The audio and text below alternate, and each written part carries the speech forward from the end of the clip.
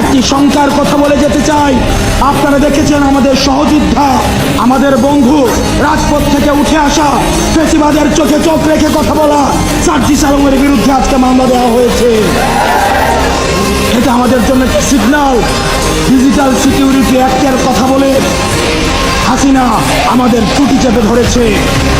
এই মানহানির কথা বলে আজকে যেভাবে মামলা দেওয়া শুরু করেছে, এটি আমাদের জাতির জন্য একটি সিগন্যাল।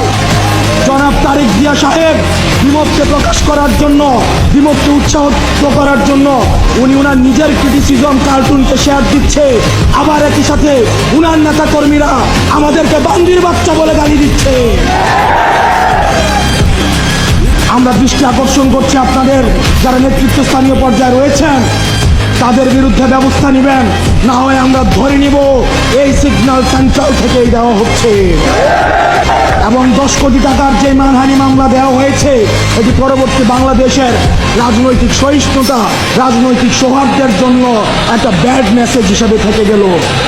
আমরা চাই আপনারা আমাদের প্রতি টাকা ছুড়বেন, আপনারা আমাদের মানহানি মামলা দিবেন, আমাদের টুটি চেপে ধরবেন, যারাই ধরুক না কেন আমরা আপনাদেরকে সাদরে বলবো, গণতান্ত্রিক এই যাত্রা অব্যাহত রাখার জন্যে প্রয়োজনে আমরা জেলে যাব, জুলুমের শিকার হব, প্রয়োজনে ফাঁসির কাষ্ট ঝুলব, কিন্তু কোনো অন্যায়, কোনো হাসিনার ডিএসি, কোনো সিকিউরিটি অ্যাক্ট, কোনো মানহানি মামলা আমাদেরকে আটকায় রাখতে পারবে না।